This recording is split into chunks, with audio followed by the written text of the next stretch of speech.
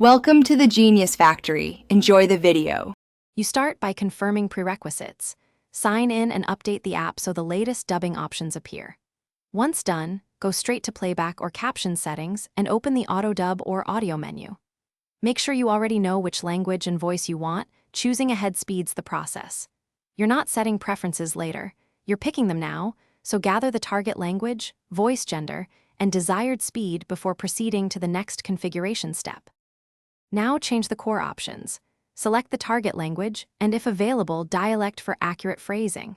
Next, pick the voice engine, default versus neural or high-quality TTS, because quality affects pronunciation and emotional tone.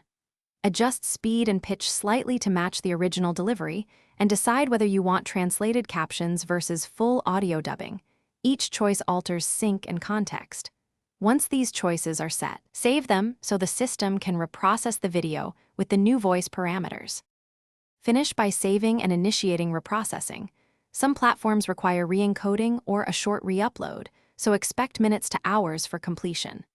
Once ready, play several segments, listening for sync, clarity, and translation accuracy, adjust voice engine, speed, or dialect and reprocess if needed.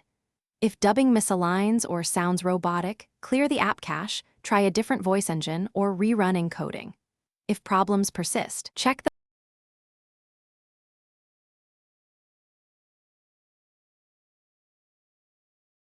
Thanks for watching. If you found this helpful, don't forget to like and subscribe.